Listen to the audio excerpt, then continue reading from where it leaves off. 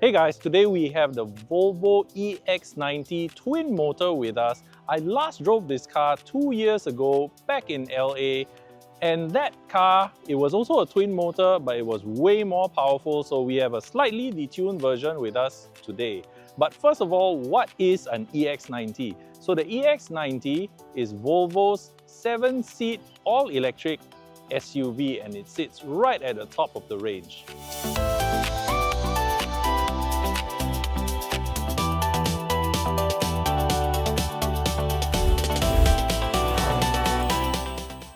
If you're thinking of trading in your car for this, why not try selling it with Quotz instead? Quotz helps you sell your car quickly and easily. With the new Quotz doorstep, get a professional inspection by our certified mechanics at your convenience, anywhere on the island. Quotz will then auction out your car online to its wide network of dealers to bid on your car. Once bidding is complete, Quotz will update you with their best offer price at no obligation. It's that easy. To find out more, visit quotz.com.sg. That's quotz.com.sg. And now, let's get back to the review.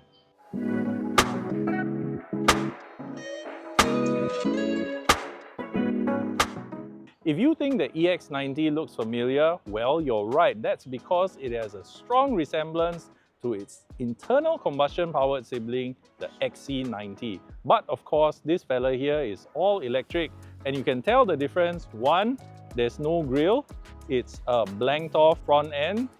Two, the headlights, they are pixelated rather than the one on the XC90, which I believe it's more of like a solid daytime running light situation you have. So with this fella, blanked off front grille, but you still have the Volvo badge, the trademark Volvo badge. And if I remember correctly, the designer did say something about it has to be modern, but yet right at once, when you see it from afar, it has to look familiar, it has to look like a Volvo, and I think they've succeeded on that point. So as a flagship electric SUV, the EX90 is a large car. It stands just over 5 meters long. You're talking about a length of about 5,037 mm, and the wheelbase is 2,985 mm, which should bode well for interior space. So like many EVs, the EX90 also has these retractable door handles, and they come out when the car is unlocked. In this fella's case, what happens is when you approach the car, it will unlock, these handles pop out, and when you walk away from the car, when you've parked and you're on your way to wherever, they will just retract back into the doors. Over at the side, you'll see the wing mirror. So this housing here has like these two cameras. So these are part of the 360 bird's eye view system that helps you when you're parking. And the mirrors themselves, they have these like, I think the word is like bezel-less, so they kind of look frameless. It's something we first saw on the Polestar 2 when it arrived in Singapore, and I'm glad to see that it's been carried over here to the EX90. Over at the rear, you have these very distinctive C-shaped taillights, and of course you've got the Volvo badge like spread across the tailgate, and you've got an extra set of lights up here on either side of the D pillars. Now, let me pop open the tailgate, let's have a look at the boot.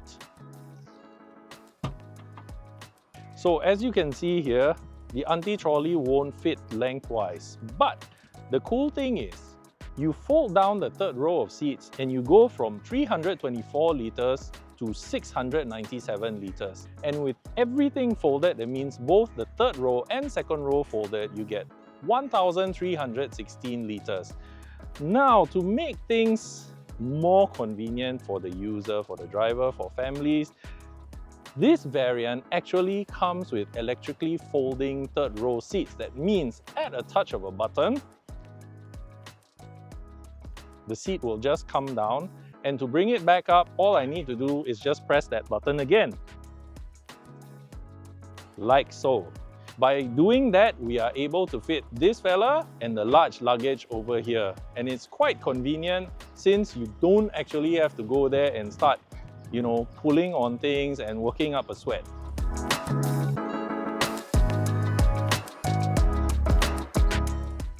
So as you can see, accommodations in the third row, they're not really so great. I'm 1.73 meters tall, and as you can see, I can barely get my fingers here. That means it's already touching. Leg room, not fantastic either. In a pinch, you could maybe cram someone who was 1.75 meters tall back here.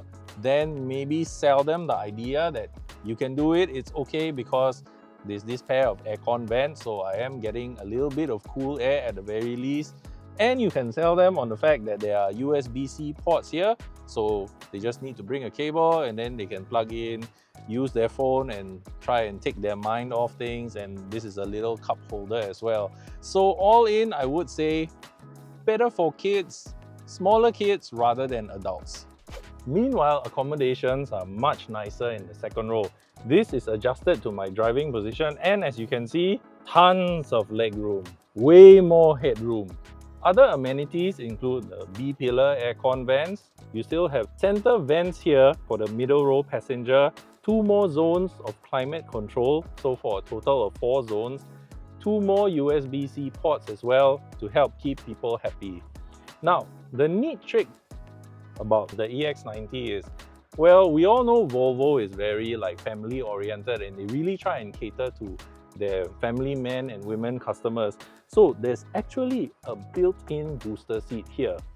You pull this catch, you lift this up, and with this, if you're a parent and you have multiple kids or you just have one kid, this saves you the hassle and the cost of having to acquire a booster seat and install the booster seat, and then when you don't need it, like let's say you want to just ferry your friends or your colleagues, then you still need to remove it and chuck it in the back. So this is pretty convenient. Now, if there isn't a middle passenger, what you can do is pull down this handy armrest that comes with another pair of cup holders. And then if you're the center occupant, what happens is you sit a little bit higher, the squab itself is a little bit firmer. I wouldn't say it's totally uncomfortable, but it does feel a bit odd because the outer seats, you sit kind of a bit lower and they're a bit, not exactly soft, but softer than this part, and they don't lose that supportive feel, that nice feel you get with the Volvo seats. So now let's take a look at the cockpit. The EX90's cockpit is your typical Volvo Scandinavian design, and it gives you this feeling of ease where the materials do feel premium but without being ostentatious. There's more of a form follows function sort of design to the proceeding. So for instance, even though we are seated pretty high up, the flat dashboard does kind of make it feel like, well, you're not so high up. So directly in front of me is a heads-up display, which is pretty useful because the instrument panel itself is just this narrow screen here. It's quite high resolution with sharp graphics, but doesn't change the fact that, yeah, it's quite a narrow band here. So most of the time I'll be looking straight ahead at the heads-up display, which just projects my speed, so it makes it easier to track, makes it easier to stay within the law. Other things that pop right on top of the dashboard, it looks like a tweeter, the Bowers & Wilkins sound system, which sounds especially good when you have it in the Abbey Road Studios setting. Now, the other thing that comes out at you is this giant infotainment display. It's a touchscreen, of course. Most of the functions are crammed in there.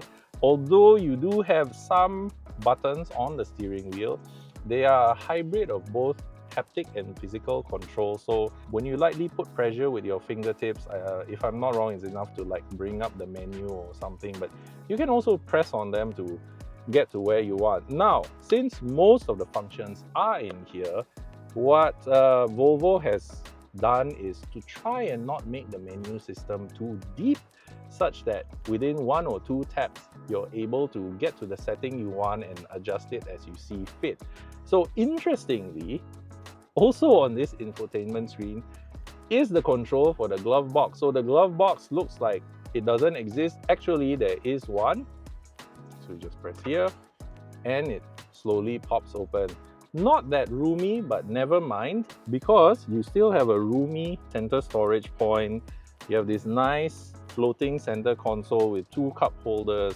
You've got a charging pad for your phone. There's an elastic band over here which you could probably use to hold your device if you don't want it like rattling around or something. And there are still 2 USB-C ports. It's just that you got to bring cables, but hey man, having 2 more USB-C ports, that's great news if you need to charge your devices on the go. I particularly like how Volvo has included this multi-function knob. So mainly it's for volume. So you turn it and then you increase, decrease the volume. Your pause and play button is actually here, so you can just tap on that. And you can also forward and back your music tracks just by sliding the knob left and right. Now the other thing which I don't want to miss out is the fact that, as with all Volvos, the seats are really comfortable. I don't know how they do it. I don't know if it's like some black magic, but what happens is you get in and it doesn't take long. It takes like a few seconds. You fiddle around with the seat controls, and before you know it, you're like perfectly comfortable. So it didn't even take me, I think, 30 seconds to get myself situated like this. Like everything is like as it needs to be. Yeah, the mirrors are all adjusted. I'm perfectly comfortable. I could go for a longer drive if I wanted to. One of the things that makes this interior look so great is this panoramic roof. But of course, we are in Singapore. We are so near the equator. There's too much sunshine, more than we would actually like. So what actually they've done is they have this button that says roof shading. So with a touch of it, it's basically an electrochromic roof. So it turns the roof more transparent, or when I press the button, it will become translucent. And I did ask Volvo, oh, is it like white color because you kind of want to evoke like the Scandinavian winter, like it's all nice and white? And the answer was no, it was more to like let in a good balance of light without too much heat. The roof itself, I mean, don't touch the glass directly, but actually even if you put your hand close, not much heat gets radiated from it. So I think they've done a swell job with this electrochromic glass. Now, with all that being said, the car looks great outside. Inside also looks good. Fantastic shiny Bowers & Wilkins sound system here. So does this EX90 drive as well as it looks? Let's find out. The Volvo EX90 Ultra is priced at $515,000. The dual electric motors produce 449 brake horsepower and 670 Nm of torque. The single-speed transmission brings the car from 0 to 100 km an hour in 5.5 seconds. The 106 kWh battery has a 624 km drive range with a maximum DC fast charging rate of 350 kilowatts. That means 10 to 80% in 24 minutes. For more details on the Volvo EX90 Ultra or any other car, head on to Sgcarmart.com to help you make the smart choice on your next car.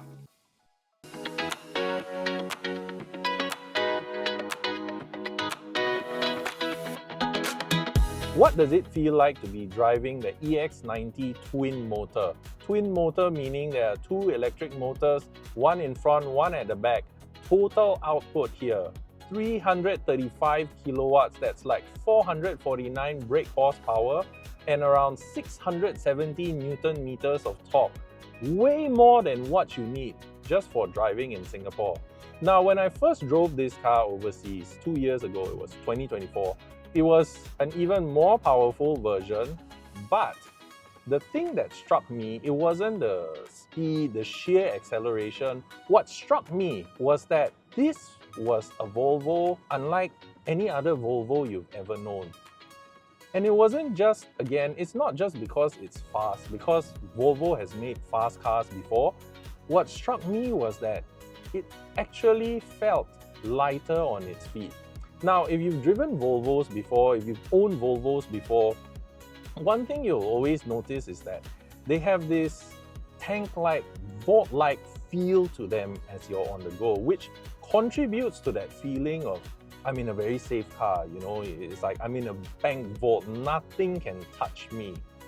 But the EX90, when I first drove it, The initial feeling was that this car was lighter on its feet. This car did not mind being driven fast.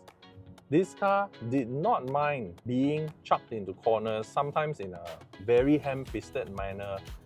And that was the surprising and amazing thing to me. So now that we're here and it's a slightly less powerful variant, because guess what, if you want the full fat, you're gonna pay through your nose, you know, the road tax. It is quite expensive, but in this particular version has more than enough punch, and we are not asking much of it at the moment because we're about to exit here. The accelerator pedal response is another thing that I'm enjoying about this car. It is sensitive enough, yet linear enough that with tiny movements of a foot, I can control how much power I want out of this powertrain. Now, adding to that sense of stability, that comfort, the other thing here is that this car comes with adaptive air suspension as standard. We've just gone over these speed strips. The first thing that you've noticed is they've ironed them out quite well despite having big wheels. I think they're 21 inches if I remember correctly. Normal on-road driving, I have no complaints. It's smooth, it's serene, but we can pick up a bit of speed. Ow! Okay, we just picked up a hell of a lot of speed there, and I barely twitched my foot. We went from 70 to 90 just like that. And having this I guess you could say, obscene amount of power, it actually makes the car easier to drive. In a sense, okay, you're gonna need some self-control here, but the car is easier to drive because you and the car don't need to try so hard to come up to expressway speed, to go from 50 to 90 as you're leaving the slip road, you're entering the expressway, and you give a gentle prod with your foot, and you just watch the numbers start jumping. They just start jumping, and before you know it, it's like, whoa, it's time to back off because the boy's in blue and it's not right to be driving so fast. But that being said, when you put together air suspension, predictable handling, comfortable, predictable handling, which ironically it's the thing that makes you want to drive this car a bit faster, plus you've got that muscular powertrain that send this car weighs well over 2 tons. I mean, come on, to send it hurtling down at such rapid speeds, it's really something. It's really quite impressive. But once you get the hang of it, you realize, oh yeah, actually, oh man, this car is really relaxing to drive. Not much to worry about, irons out bumps well. There's a little bit of road noise. I think you can't help it, probably from the size of the wheels and the tires. You can't help it. Maybe the road surface a bit rough also, but it's ever so gentle. And when you've got a fantastic Bowers & Wilkins audio system with the Abbey Road mode on, and you're playing your favorite tunes anyway, what is road noise? There's no road noise.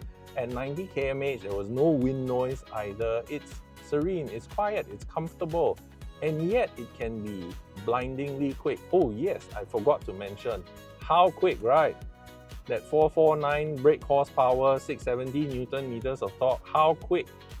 5.5 seconds. You put your foot down, scenery goes all very blurry.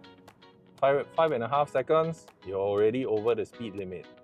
It's enough to give grief to hot hatches that think, this is some family SUV, it's just another Volvo. Volvos aren't fast, and then surprise, it's like PAM! Like a bat out of hell. Okay. Not that I encourage you to do that, but yes, that's what the car can do. So, is the Volvo EX90 twin motor a will buy, or won't buy, or go and try? To me, it is a will buy, and there are 3 significant factors for this. First would be safety. After I've switched off more intrusive things like lane keep assist, but I've left everything else on, nothing interrupts me during my drive. The only time the system would like act up or act out is when, like, let's say a car like further in front suddenly, does some sharp braking, and then you get a boom boom boom, and then the seatbelt like tugs to kind of prepare you in the event of a mishap, but luckily nothing has happened. So if I'm shopping for a 7-seater SUV with my family in mind, safety is the first priority. Now, I'm doing my best to keep a lookout for cars, for motorcyclists, for pedestrians, but it always helps to have a good secondary layer of safety for when you're out and about. Now, the other thing is versatility and that convenience as well. So it's a 3-row SUV, but the thing I like is the rearmost seats, they're electrically powered. So I can raise them, I can lower them as and when I need the extra pair of seats, or I just want more boot space. So that's versatility and convenience. And of course, the last factor would be the drive. So as I was saying, when I first started getting in and driving this car, the EX90 in twin motor form, it's unlike any Volvo you've ever driven before. While yes, it still makes you feel secure, it's got that tank-like feel, it is lighter on its feet as well. Which means, coupled with that performance, you have a car that's more willing to turn, more willing to follow your intentions. And I'm not saying that it feels like a gigantic hot hatch or something, but it does lend itself well to being driven quickly. And because of those 3 reasons, to me, this car is a will buy. Now, if you are shopping in this segment, you could also look out for Hyundai Ioniq 9 or the Kia EV9. They're also 7-seater full electric SUVs. So these would be cars that could also possibly fulfill the role you need them to do to ferry your family, your sports equipment, your commute to the office. But I can't speak about those 2 cars because I've never driven them before. So that's all the time we have for you today. What did you think about the Volvo EX90 twin motor?